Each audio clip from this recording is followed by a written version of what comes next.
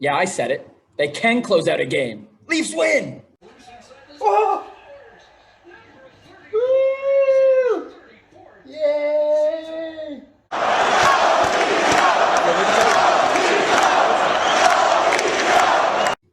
Oh, what a game. What a game that was.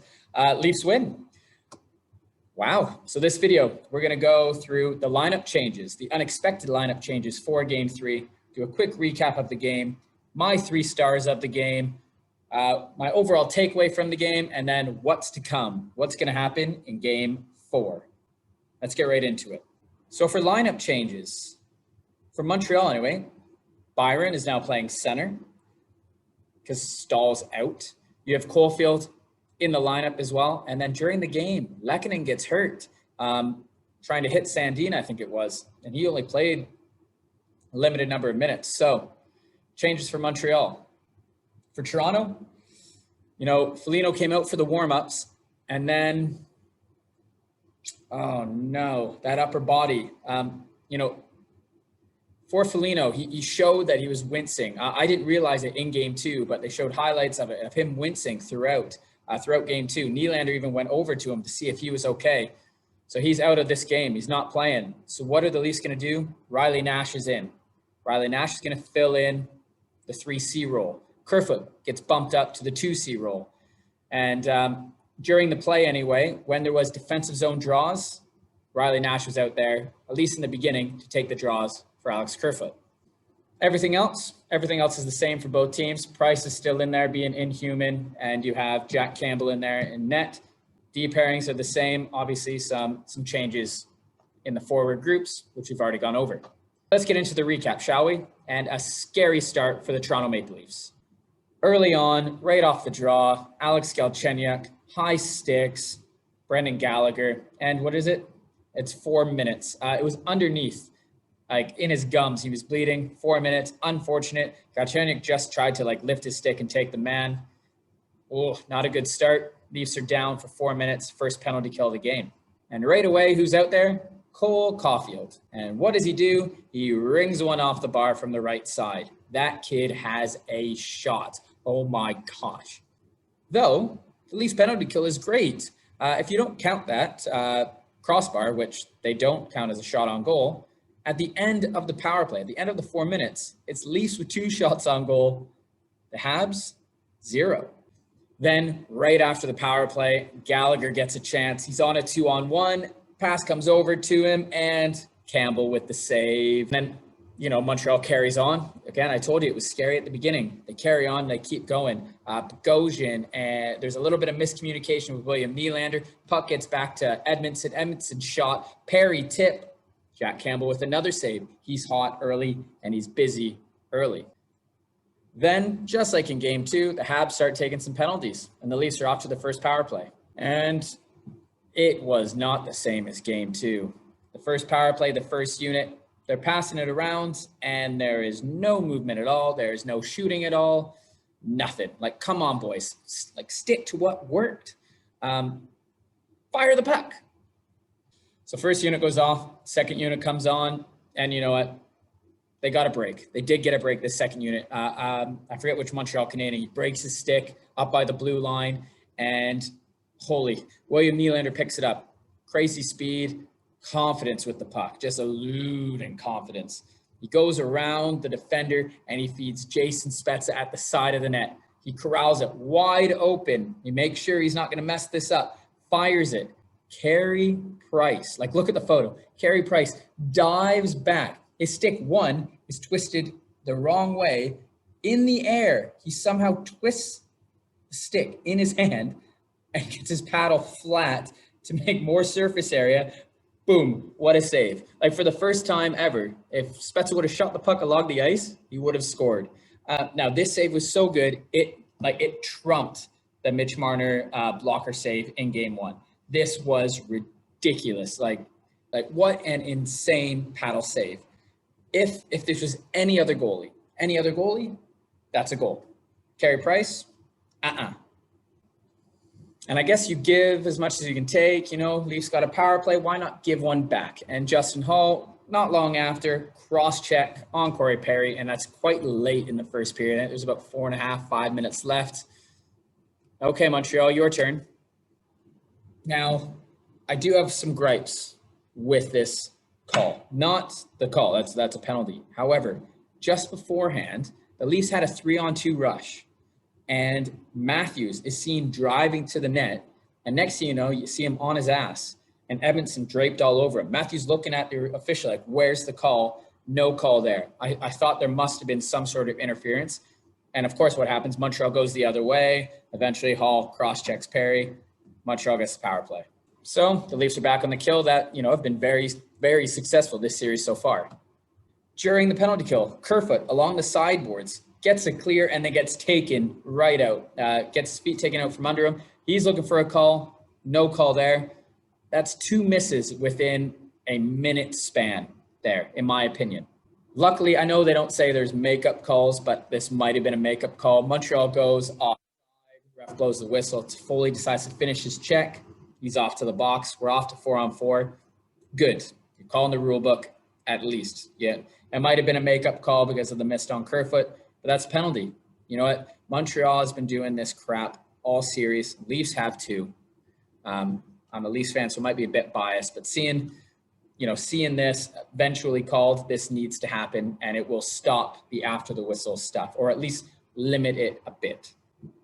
So thank you, Tyler. And it's not long that they're 4-on-4 and the Leafs are on their second power play. And it is not good early, just like number 1. Find any lanes, the puck's hopping over their sticks, trying to stick handle its hopping. They're falling. Mitch Marner almost fell on his butt. Just mishandling the puck, struggling to get it in, struggling to get it set up. And it seems it's because the Habs have adjusted how they have set up in their own zone. Not just when the Leafs are attacking, but also once the Leafs gain possession in the Habs zone, how they are attacking the puck carrier and everything like that, or whoever has puck possession. It's a good adjustment. They're making it hard for the Leafs to set up. They're making it hard for the Leafs to generate passes. Even when the Leafs are able to set up, it was their second unit who was able to set up. The Habs sticks in the passing lanes. They're getting into the shooting lanes. They've done well. And what I really noticed what the Habs did was their forwards on the kill, they're playing a lot higher to that top triangle that the Leafs like to play. You got the QB and Sandin O'Reilly, and then you have Marner and Matthews, or Spezza and Nylander. They're playing higher up on them. So they're taking away that triangle pass. So there's no bumping it back to the point. They're taking away that stick lane, and then obviously they're taking away the shooting lane. I don't think they have an issue with Toronto trying to get it down low. Like Wayne Simmons, Joe Thornton, I don't think they're worried about them being able to come out front and quick stick handling and scoring. Plus, they got Carey Price back there, so there's no real issue. I know the Leafs had 8, I think, at one point in the game. Might have been within the second period. They had 8 in-slot chances. Price saved them all. I don't think they were worried if the Leafs went down low and there was a power move out front. Even with Hyman, I love Hyman, but he doesn't have the silky hands, right? He's more of a jam play, and Carey Price has been solid. He's on. He's not going to let those in. So, yeah, it's risk and reward. They are open up to that jam play and to walk it out front, but the Leafs' strength is that top triangle. So they struggled. And after one, it's 0-0. Into the second period, and Leafs have some pressure early. Muzzin finally, someone says, F it, I'm just going to shoot. And he's taking slap shots. He's throwing it on net. And it actually helps out the Leafs gain possession. They get tons of chances. Eventually it comes back around and they get a 3-on-2 rush. Engvall cuts into the middle. He goes to shoot it, which really helped when he cut into the middle, because then the Leafs just drove. Simmons drives the net. Perry can't match his speed. Yeah, Simmons not the fastest guy. We all know Perry isn't. And what does he do? Boom, gets a high stick as he tries to lift his stick. You can't catch him. That's what you have to do. And it all generated, in my opinion, from Muzzin deciding, screw it, I'm just going to shoot. Got Montreal on their heels. When they exited the zone, Leafs came right back in. Leafs are off to the power play again. Does it get any better? Strategies and tactics that the Leafs used in game 2, they're barely visible. And when they are there, Montreal's just outworking them. They're quick to the puck. They're not giving them any time or space, and they're just clearing it.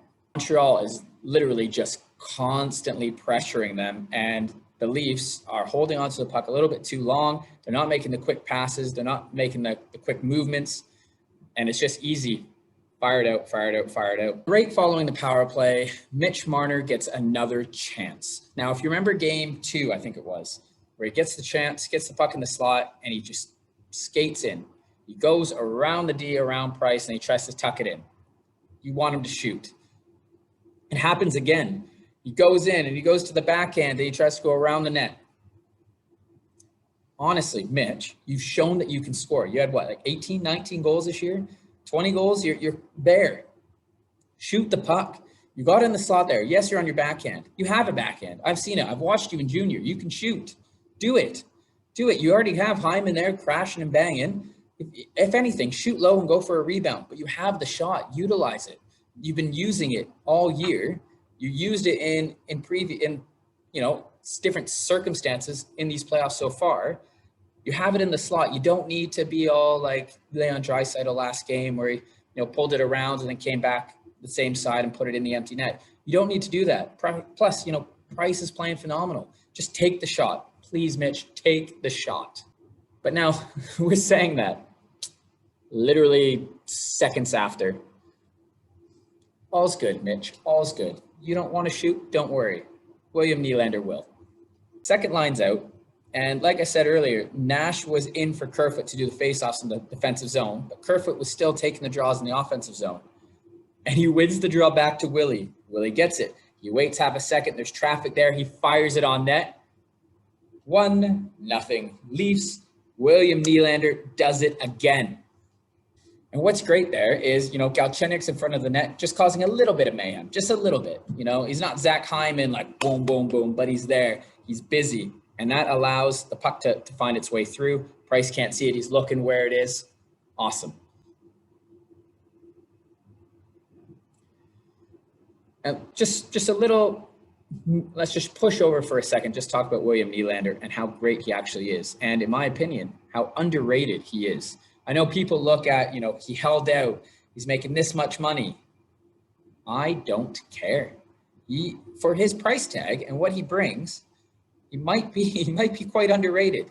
Now, you can't compare his $6.9 million, his $7 million, whatever it is. I don't think you can compare that to Sasha Barkov. I don't think you can compare that to, Bergeron, Marchand, Pasternak. All of them, Huberdeau, all of them are underpaid. They should be $10, $11, $12 million players. That's true. Okay, they did take team discounts. However, I'm not upset that William Nylander didn't want to take a discount. He knows what he's worth, and he went for it. Good on him. In any other profession, in anything, you want to get paid for what you're worth. He got it. He might even be underpaid now.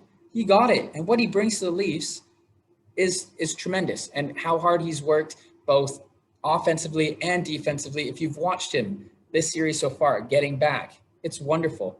His back check's good. He's getting that good 200-foot game. It's great to see.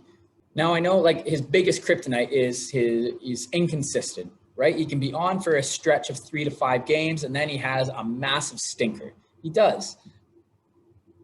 But he's become more consistent this year. Less stinkers than previous years.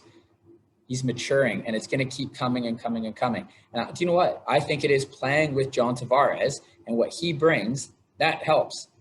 But Leafs fans, in my opinion, calm down with William Nylander. Look what he's done. Look what he's done for the Leafs so far. He is a steal. And I guess right now it's a good point to point out, Jack Campbell's glove is getting a lot of work. And he is snagging everything other than the Caulfield bar or post or whatever, but he is getting everything else. At this time, Montreal's 8 shots on goal, and I'm pretty sure 5 of them have been glove side. What I also like so far for the Leafs is they are activating the D, obviously in their own zone for breakouts and everything, but also within the Montreal Canadiens end. When they have it within the blue line, they have puck possession, they're activating their D along the sideboards. Forwards are taking the puck high, and as they bring it to the center of the ice, the D, for example, Riley's been doing it all game, and he did it all game. Later on, He did it again. Ooh, and it worked out. But he's waiting for the forward because they are playing quite high on them. Montreal Canadiens forwards are playing quite high on the D. He's just getting behind the forward. And all it is a quick pass to the sideboards there. And he either has a lane to the net for a shot. Now, maybe it's not like the best angle, but he can shoot. He can feed it into the high slot. He can look for a tip. And it's just giving more options to Toronto. I love that they're activating the D within the Habs zone. Carry on through the second period, and another Price save. He stops Engvall in tight, and I tell you, I don't know how he does it. The Carey Price from the regular season, the Carey Price in the playoffs, two different human beings. I know EA Sports NHL tweeted out saying, like, this is why Carey Price is rated so high in our game. I never complained about Carey Price being rated high. We know what he can bring. And he's showing it here against the Leafs. Without Price, I said he was going to be the it factor in my series preview, and he has been. The Habs live or die by Carey Price. Of course, Price makes that save, and then game flows a bit. Puck goes just to the inside of the blue line, and McCabe's there, and he's fighting. I forget who he's fighting with, but Corey Perry picks up the puck, feeds Suzuki. Carey Price gives you a save, you better reward him. And he does. There was an issue. Riley was there. It was Suzuki and Riley. Suzuki's on his strong side, and Riley's gap control was not good here. He let Suzuki come all the way in to literally like the circle. And Suzuki, instead of going glove side like the Canadiens have done all game, goes low blocker, just in between the pad and the blocker. It was a beautiful shot. No faulting Jack Campbell here at all. If anything, you'll question Riley's gap control and his decision. He thought for half a second, and that half second gave Suzuki that extra space and time. Great shot. He rewards Carey Price. After last game in game 2, where I think they said Suzuki had 0 shots on goal, maybe 1, he scores here, 1-1. And it sucks. Morgan Riley looking up at the big screen. He's pissed off at himself. However, he makes up for it. Now, just like I said, where the Leafs were activating the D, they do it here. However, instead of Riley on the left side, him and Mitch Marner end up switching spots. Mitch Marner goes high, but he takes the left point. Brody comes into the middle, and Riley is on the right side. And it's wonderful. Riley feeds it over to Mitch Marner, and as Brody comes to the middle, Riley sneaks down below the forward. Marner feeds it to Riley, and it's on his stick, corrals it off his stick, top corner goal. They had to get Carey Price moving. They did. These were stretch passes, side to side, quick, boom, give, go, goal. Riley makes up for his poor gap control with great gap control, finding that space. Leafs make it 2-1. There you go. Wipe it off. You're okay, Morgan Riley. What a shot. Carey Price, like, you made tons of great saves all game so far in the entire series. This goal, it was a great goal. 2-1 Leafs. And with just over a minute left in the second period, it's Carey Price again. What does he do? He stops Austin Matthews in close with the right pad. The puck comes just out to Mitch Marner. Mitch Marner, quick little hands, goes. Price dives back with a glove save, gets his forearm down on the ice. 2 in a row. Ridiculous. To this point, by the end of the second period, the Leafs could have like a 3 or 4 goal lead. That's what Carey Price has done. Now, these aren't saves that, any typical goalie might save. Like, these at least 4 times, I would say. Obviously, the Spezza. You have Austin and Mitch back-to-back. You have Engvall. There's a few others in there. Let's say a very competent NHL goalie makes one of those. Carey Price makes all of them. It should be 5 or 6-1 at this point. I'll give Montreal another goal. Sure. 5 or 6-2 at this point. Like I said, they live or die by Carey Price. He's otherworldly. We're in the third period, and you knew it was going to happen. Montreal's going for it, and they activate their D early. Jeff Petrie is basically going for it. He is right in there, right off the hop. You see him. He's jumping into the play. He's looking for that breakout pass. He's gone. He's going for it. Third period, it was more like me, like biting my nails. What's going to happen? So it's less, focusing on this is happening, this shot. So I was mainly just like watching players. And what I really noticed was how amazing Rasmus Sandin is. And I think it was around like the 14-minute mark that I really recognized that Sandin is a complete player. There is no fear in this kid. He's smooth, he's calm, with or without the puck. He's not afraid to give as much as he takes. He's right in there as well. And he's positionally sound.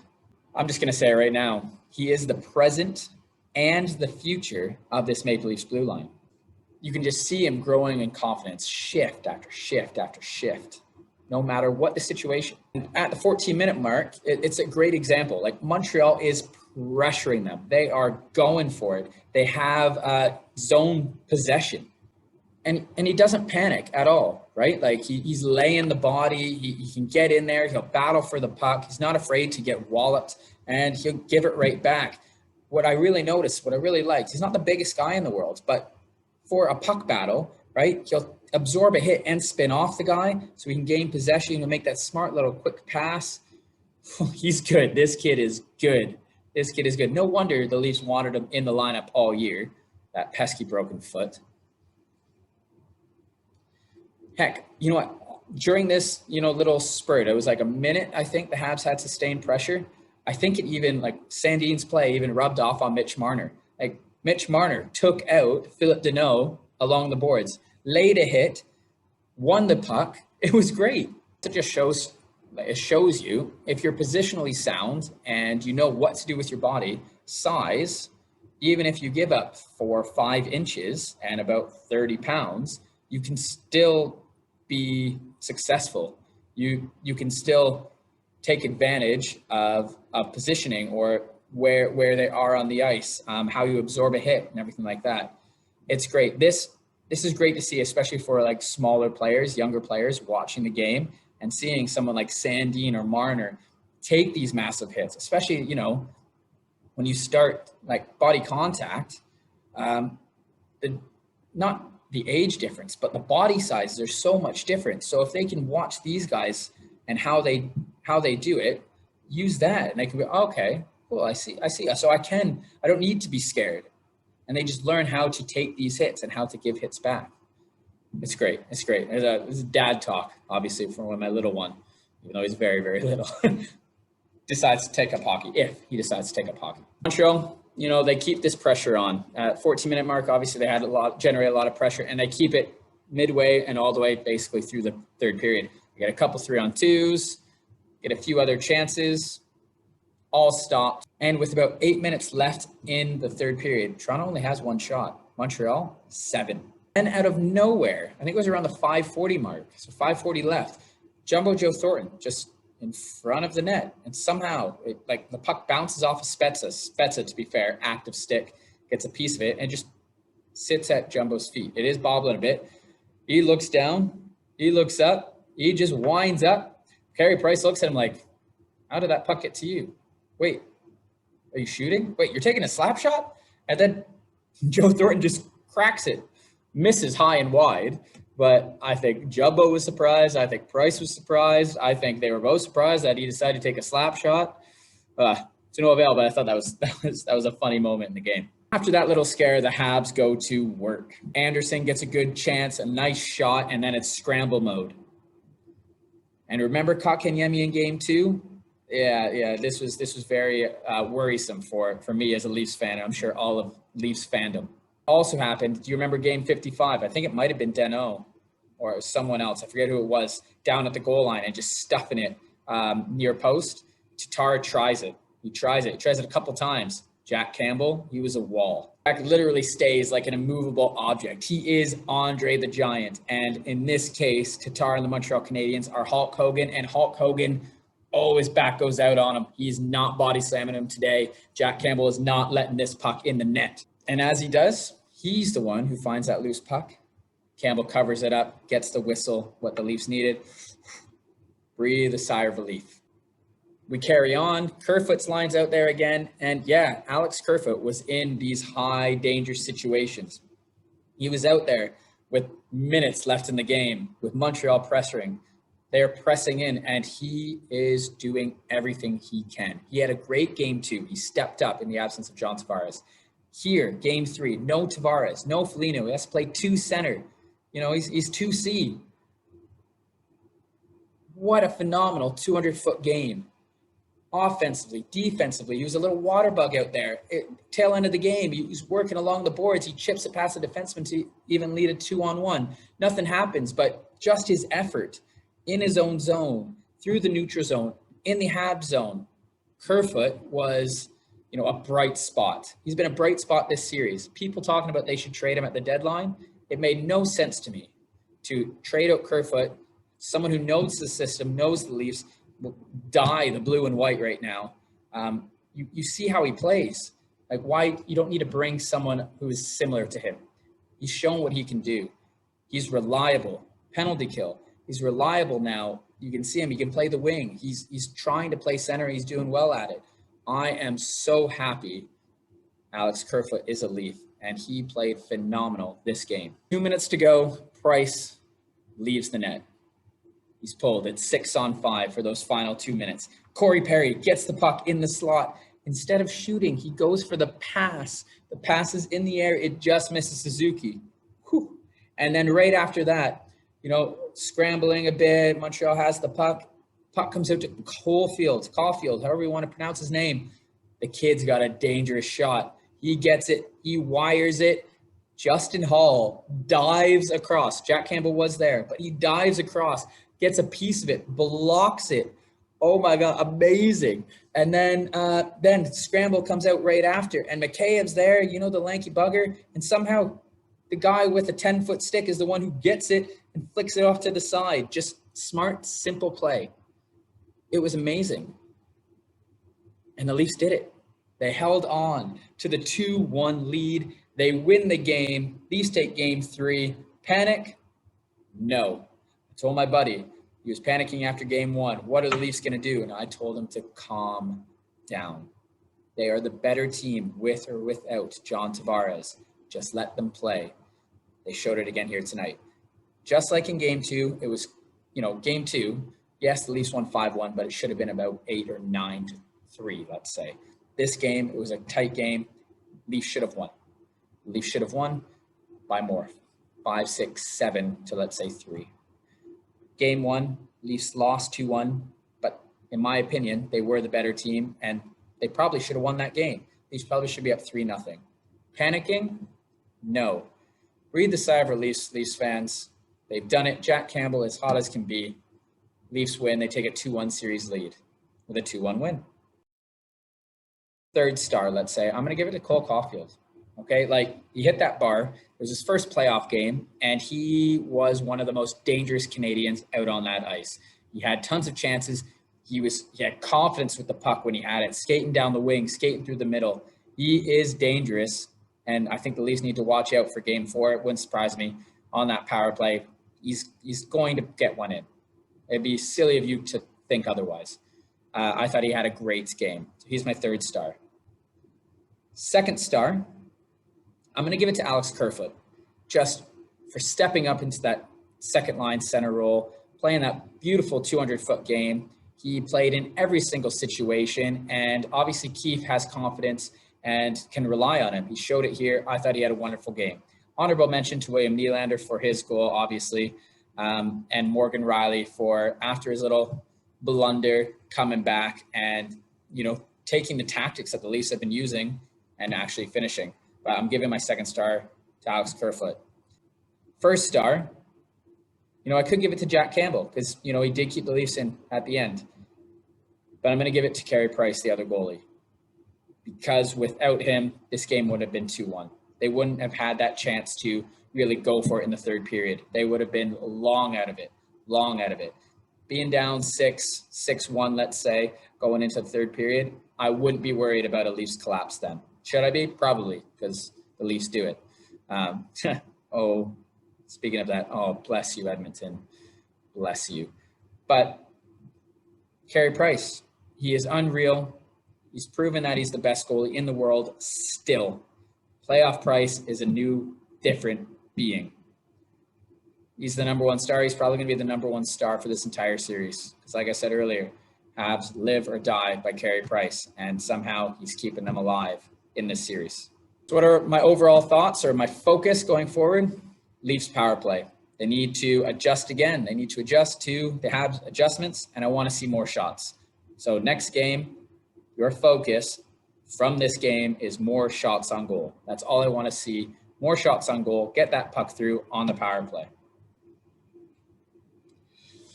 So what to expect in Game 4? Game 4, I expect kind of the same as Game 3. I think the Habs are going to come out and they're going to be crashing. They're going to be banging. They're going to have, they're going to try to get under the Leafs' skin and get as many shots on net as possible early. Leafs just need to weather that storm and come right back at them. They are the better team. The Leafs are the better team. So what's their game plan? Other than that power play, it's the exact same thing you did in Game 2, exact same thing you do in Game 3. You've got this, Leafs. Game 4, same. Keep it simple. It's working. It's working. Carey Price, eventually, that armor that he's wearing, whatever that cloak he's got on that makes him be able to be a wizard out there, it's going to start to slip off. And these chances are going to go in. So keep it the same for Game 4. And that's it for me. The Leafs win 2-1. They take a 2-1 series lead. How do you feel about it? Let me know in the comments down below. Thank you for watching. If you want to subscribe, please subscribe. Please like this video. Share it with your friends. I do this as a hobby anyway. Just get this off my chest, and I'm enjoying it. Leafs win the playoff Game 3. They've got it. Panic. Get out of here. As always, go Leafs go.